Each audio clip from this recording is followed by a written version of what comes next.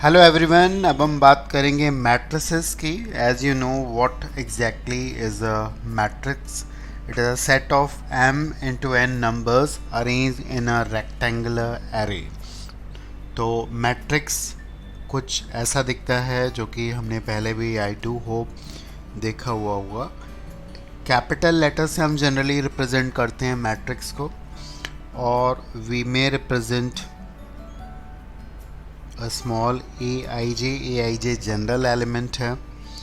आप इसको ऐसे भी रिप्रेजेंट कर सकते हो।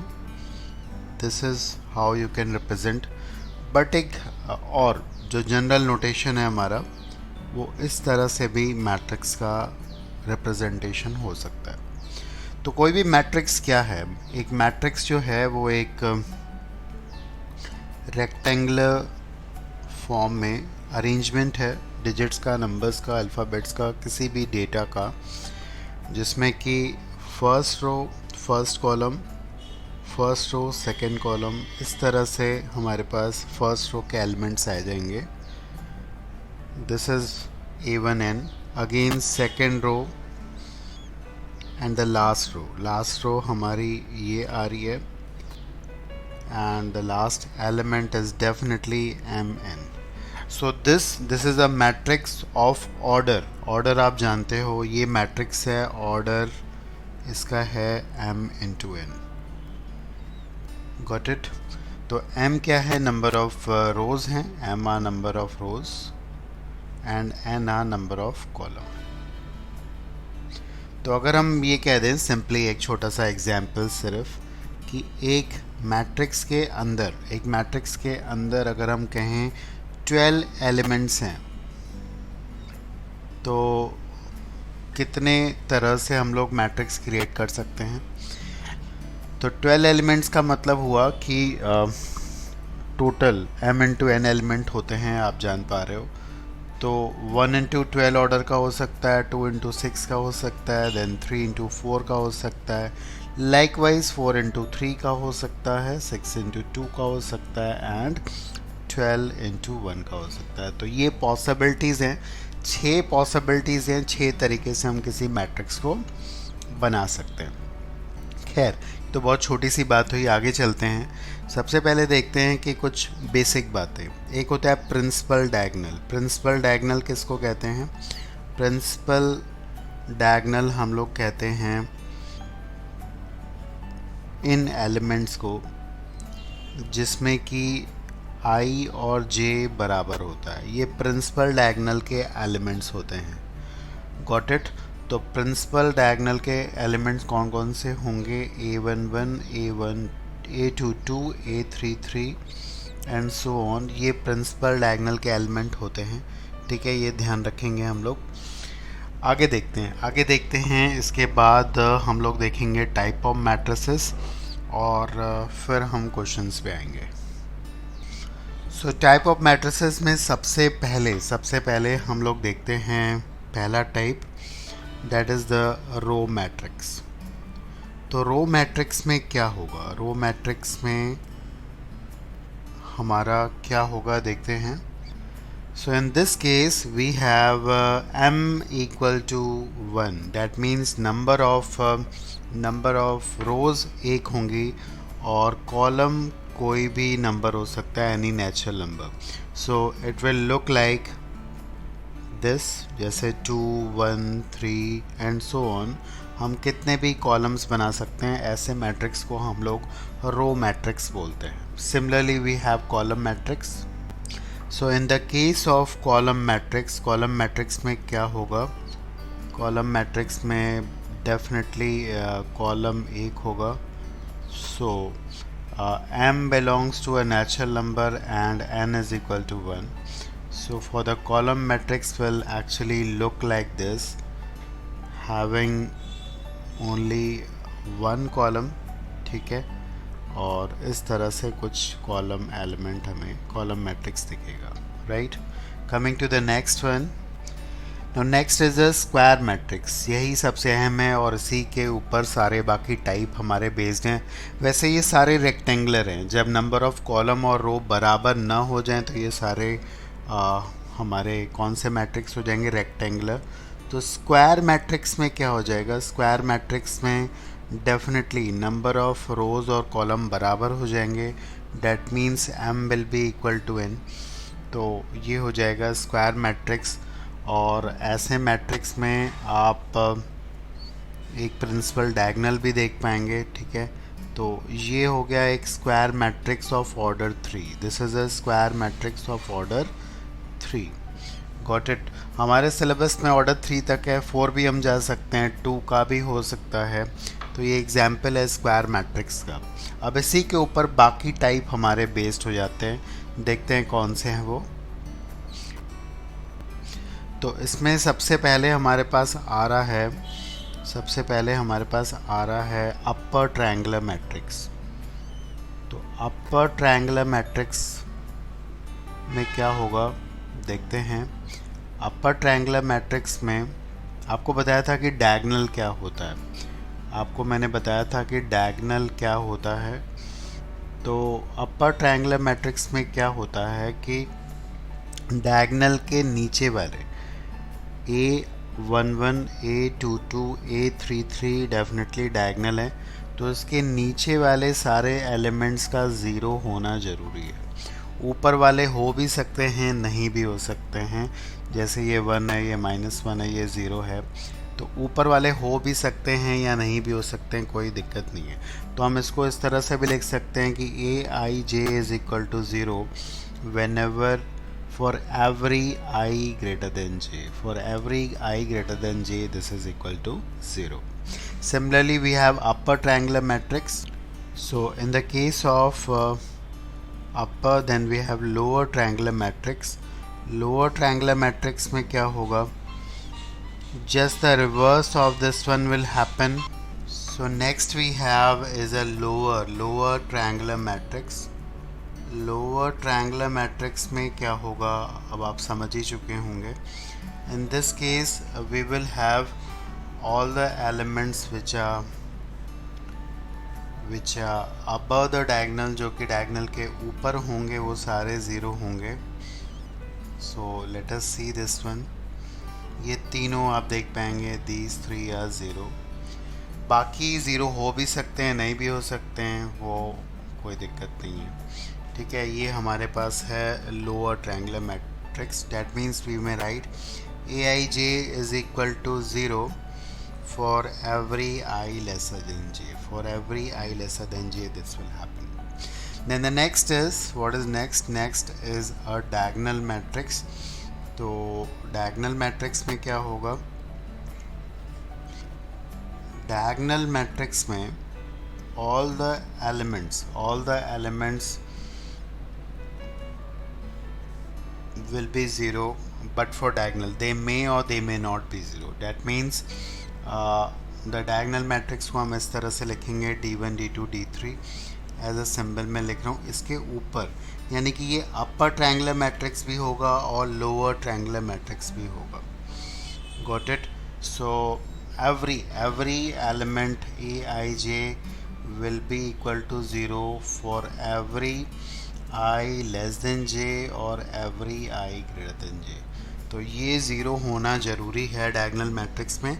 जैसे मैंने कहा कि ये वाले एलिमेंट ज़ीरो हो भी सकते हैं और नहीं भी हो सकते हैं। अच्छा, एक बात और, डायगोनल मैट्रिक्स को हम इस तरह से भी लिखते हैं DAG, और फिर यहाँ पे सिर्फ हम लोग डायगोनल वाले मैट्रिक्स लिखेंगे। if I am writing this, that means it's a diagonal matrix of the third order, और ये वाले एलिमेंट्स जो होंगे वो 2 -1 3 डायगोनल वाले होंगे, बाकी सारे एलिमेंट्स डेफिनेटली जो होंगे वो ज़ीरो होंगे। Coming up next, what is next? Next वाला कौन सा है? नेक्स्ट वाला हमारे पास है scalar matrix. Next is scalar matrix. तो स्केलर मैट्रिक्स भी एक डायगोनल मैट्रिक्स होता है, और ये सारे स्क्वायर मैट्रिक्स हैं, ये तो आप समझ पा रहे हैं। इस केस में क्या होगा कि हर एक element Aij will be equal to k if I is equal to j, and Aij will be equal to 0 whenever I is greater than j or I is lesser than j. So what does that mean? What does that mean? It means that this is a constant value k. It may be 1 2 3, it may be 0 as well. ये 0 भी हो सकती है, ये ध्यान रखेंगे, लेकिन सारे बाकी एलिमेंट का 0 होना ज़रूरी है. तो ये एक आप कह सकते हैं लोअर ट्रायंगुलर भी है, अपर ट्रायंगुलर भी है, ये डायगोनल भी है, और स्केलर तो डेफिनेटली है ही है. तो इसके बाद नेक्स्ट हमारे पास आ रहा है unit matrix. So what is a unit matrix? Unit और आइडेंटिटी मैट्रिक्स. यूनिट और आइडेंटिटी मैट्रिक्स, ये भी हम लोग जानते हैं क्या होता है. तो यूनिट और आइडेंटिटी मैट्रिक्स में क्या होता है कि ये एक स्केलर मैट्रिक्स है जिसमें k की वैल्यू 1 हो जाती है. दैट मीन्स ये जो k लिखा है यहाँ पे हमने, सारे डायगोनल एलिमेंट की वैल्यू जो हो जाएगी वो 1 1 1 हो जाएगी और बाकी सारे वो 0 हो जाएंगे. Got it? I do hope you have got this. इसको हम जनरली i से भी रिप्रेजेंट करते हैं और थर्ड ऑर्डर का है तो i3 से भी रिप्रेजेंट करते हैं. Next, which is coming up, is the null matrix. So here's the null matrix और zero matrix. तो इसमें क्या होगा? you know it well कि क्या होता है null या zero matrix में. all the elements will be zero. all the elements will be definitely zero. और इसको हम कैपिटल O से भी रिप्रेजेंट करते हैं. तो ये है हमारे पास null matrix. This may be represented with capital O. Got it? तो इस तरह से भी हम represent करते हैं. Next is a matrix. Again, we are coming to the last one in this series. It is singular. It is singular or non-singular. Singular or non-singular. So singular and non-singular is actually based on the determinant of the matrix. If the determinant of a matrix is 0, और आप जानते हैं determinant जो एक square matrix का ही होता है, तो अगर ये 0 है then this implies A is singular. तो A singular हो जाएगा अगर इसका determinant 0 है, और definitely if this is not equal to 0 then it is non-singular. Now let us quickly move on to the problems related to the type and again order of the matrix. So here's the problem which is based on type of matrices. जहाँ पे हमें दिया हुआ है कि S एक set है. S is a set which is containing here, आप देख सकते हैं 5 elements contain कर रहा है S. Now we have to frame a square matrix of order 3 by selecting elements from the set S. S से एलिमेंट सेलेक्ट करके हमें एक ऑर्डर 3 का मैट्रिक्स बनाना है, स्क्वायर मैट्रिक्स ऑफ ऑर्डर 3. अब पहला पार्ट है find number of total matrices. तो देखते हैं हम लोग कैसे इसको कर पाएंगे. बहुत आसान है वैसे, थोड़ा सा सिलेक्शन बेस्ड है. डैट मीन्स इसका लैंग्वेज जो है वो परमुटेशन बेस्ड है. तो late us see the approach, किस तरह से इसको करेंगे हम लोग देखने जाएंगे. तो मान लेते हैं ए एक मैट्रिक्स हमारे पास बनने जा रहा है जिसमें कि एलिमेंट्स हम लोग सेलेक्ट करेंगे सेट एस से, which is given to us -1 0 1 2 and 3. Right now let us see. सबसे पहले टोटल मैट्रिक्स की बात हो रही है और आपको पता है कि आपके पास यहाँ पे 9 स्पेसेस हैं जो फिल करनी है. रिपीटेशन अलाउड है. 5 एलिमेंट्स दिए हुए हैं हमें. अब आप सोच के देखो, बहुत सिंपल है, बहुत सिंपली सोचिए. जो फर्स्ट वाली प्लेस है वो कितने तरीके से फिल होगी. This is a part 1 we are doing. First place जो है वो हम 6 वे से फिल कर सकते हैं बिकॉज 6 ऑप्शंस हैं. सेकेंड भी 6, थर्ड भी 6, फोर्थ भी, and so on. All the 9 places will be filled in 6 ways पर 9 ways, और इतने हमारे पास टोटल मैट्रिसेस बन पाएंगे. Got it? I think it's a easy one. ये बहुत आसान था कि कितने बनेंगे हमारे पास टोटल मैट्रिसेस. सेकेंड पार्ट पे चलते हैं. सेकेंड पार्ट हमसे कह रहा है कि अपर ट्रायंगुलर मैट्रिक्स बनाना है. अपर ट्रायंगुलर में आपको पता है कि इनकी प्लेस जो होती है वो फिक्स होती है. ये तीनों ज़ीरो होंगे राइट यानी कि इन तीनों की हम वैल्यू तो 1 1 1 तरीके से फिल कर सकते हैं, लेकिन बाकी जो हमारे पास स्पेसेस बची हुई हैं उनको फिर हम 6 तरीके से फिल कर पाएंगे। तो डेफिनेटली ये 6 प्लेसेस 6 दैट मीन्स 6 इस पर 6 तरीके से फिल कर पाएंगे। So these will be the total upper triangular matrixes. यहाँ पे ध्यान दीजिए, यहाँ पे कई बार लोग सोचते हैं कि अच्छा बाकी एलिमेंट ज़ीरो नहीं हो सकते, ऐसा नहीं है। इन तीनों का ज़ीरो होना ज़रूरी है, लेकिन बाकी कोई भी हमारा हो सकता है, बाकी कोई भी हमारा डेफिनेटली ज़ीरो हो सकता है। Coming to the next one, next हमारे पास कह रहा है, नेक्स्ट हमारे पास क्या कह रहा है, नेक्स्ट हमारे पास कह रहा है कि डायगोनल मैट्रिक्स कितने बनेंगे। तो डायगोनल मैट्रिक्स के लिए क्या करना होता है आपको पता है। डायगोनल मैट्रिक्स के लिए अगेन ये भी ज़ीरो होगा, ये भी ज़ीरो, ये भी ज़ीरो, यानी कि 6 प्लेसेस जो हैं वो हमारी 1 1 1 तरीके से फिल होंगी। बाकी हमारे पास इन तीनों का ऑप्शन है, इन तीनों का ऑप्शन है कि इनके लिए हम कोई भी एलिमेंट डाल सकते हैं। तो 6 इंटू 6 इंटू 6 ये हमारे बन जाएंगे 6⁻3। So these are the diagonal matrices. ये हमारे डायगोनल मैट्रिक्स, ये हमारे पास थे अपर ट्रायंगुलर मैट्रिक्स, और ये हमारे पास टोटल मैट्रिक्स थे। Coming to the last one, last वाला पार्ट देखते हैं। इसमें कह रहा है स्केलर मैट्रिक्स। स्केलर मैट्रिक्स भी एक डायगोनल मैट्रिक्स ही होता है, आपको मालूम है। बाकी 6 के 6 एलिमेंट तो डेफिनेटली हम 1 1 1 तरीके से फिल करेंगे। ये सारे 1 1 1 तरीके से फिल होंगे, ज़ीरो से फिल होंगे। लेकिन ये वाले एलिमेंट कैसे फिल होंगे, ये वाले में आपको पता है सब लोग सेम वैल्यू, दैट मीन्स के होता है। तो अगर हम यहाँ पे 0 डालें, 1 डालें, 2 डालें, 3 डालें, सबकी वैल्यू सेम ही होगी। That means these all places will be filled only in 6 ways. तीनों इकट्ठे फिल होंगे। So there will be 6 scalar matrices, right. So I think this is a learning one, और बहुत आसानी से इसको आप पकड़ सकते हैं। एक अच्छा क्वेश्चन बन चुका है इस पर। Got it. Let us move on to the next part. Okay, this is one part I have included, number of matrices such that the sum of the diagonal elements is 0. Now please look here, this is going to be very interesting. हमसे कह रहा है कि sum of the diagonal element 0 होना चाहिए, इन तीनों elements का sum हमारा 0 होना चाहिए।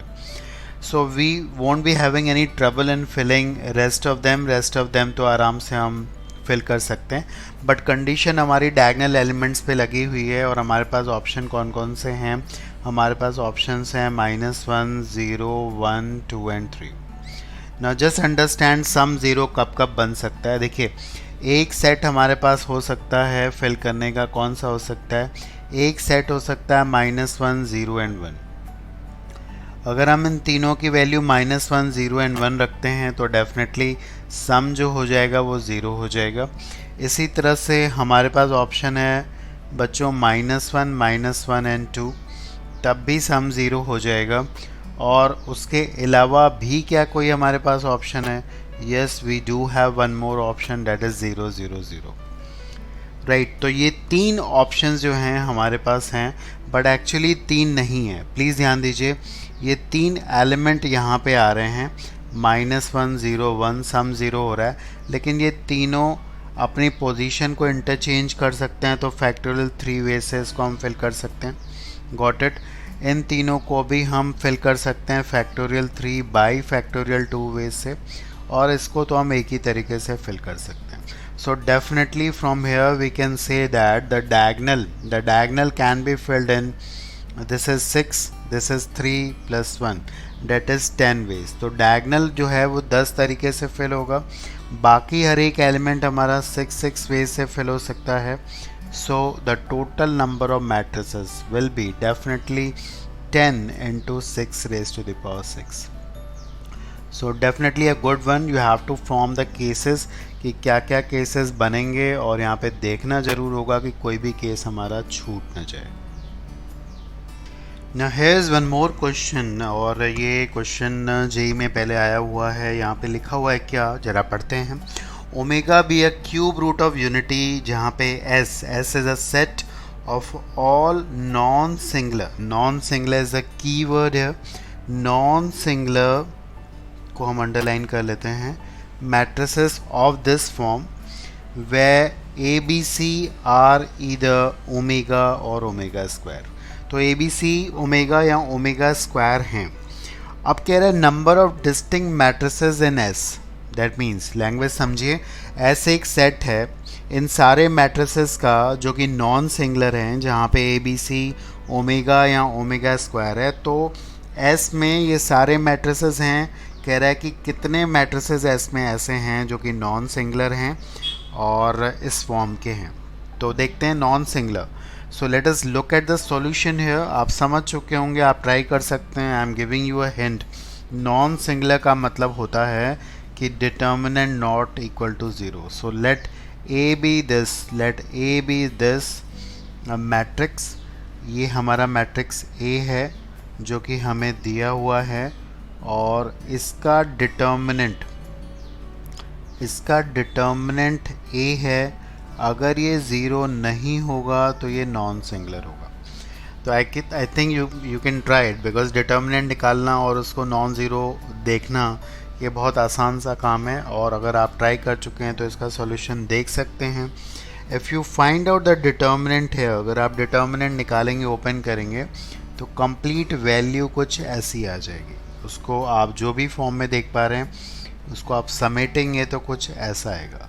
अब हमें इसको ज़ीरो नहीं बनाना है. ठीक है, बी नहीं है. पहली बात यहाँ पे गौर करने वाली है कि बी नहीं है. डैट मीन्स बी की वैल्यू ओमेगा और ओमेगा स्क्वायर कुछ भी हो सकती है. अब इसकी वैल्यू ज़ीरो कब होगी ज़रा देखते हैं. अगर आप यहाँ पे ए और सी चेक करेंगे, दोनों को ओमेगा रखोगे. अगर आप दोनों को ओमेगा रखोगे, ये हो जाएगा ओमेगा 4. ये हमारा हो जाएगा 2 ओमेगा स्क्वायर प्लस 1. आप देख पाएंगे यहाँ पे इसको भी हम लोग डेफिनेटली क्या रख सकते हैं. इसके बाद ये रिड्यूस होके ओमेगा हो जाएगा. ये आप देखेंगे कि ये ज़ीरो नहीं आएगा. This is not equal to zero. Got it. लेकिन बाकी सारी केसेस में ज़ीरो हो जाएगा. अगर आप एक को भी ओमेगा स्क्वायर रख दोगे, अगर आप एक को मान लो एक ओमेगा स्क्वायर हम रख देंगे तो ये ज़ीरो बन जाएगा. आप देखिए ये बन जाएगा सी ओमेगा माइनस ओमेगा प्लस सी इंटू ओमेगा प्लस 1. अगर आप इसको ओपन भी करोगे तो ये हो जाएगा हमारे पास क्या, हमने ए को रखा है ओमेगा स्क्वायर. ओके, यहाँ पे ओमेगा स्क्वायर होगा तो आप देखेंगे कि ये कट के ये सारी क्वांटिटी जो है वो कट के ज़ीरो हो जाएगी. तो अगर आप एक किसी को भी इधर ए या सी को भी ओमेगा स्क्वायर रखेंगे तो ये ज़ीरो हो जाएगा. No, actually this is not valid. दोनों को ओमेगा स्क्वायर रखेंगे तब तो ज़ीरो हो गई. तो बड़ा सिंपल है. क्या हो गया हमारे पास, क्या आंसर आ गया. तो ए और सी की वैल्यू ओमेगा होगी और बी तो कुछ भी हो सकता है. तो हम ए और सी की वैल्यू एक एक तरीके से रख सकते हैं और बी की वैल्यू कितने तरीके से रख सकते हैं. बी की वैल्यू हम लोग दो तरीके से रख सकते हैं. इट कैन बी ओमेगा और omega square. So there are two matrices और two distinct matrices in set S जो इसका आंसर होगा. राइट.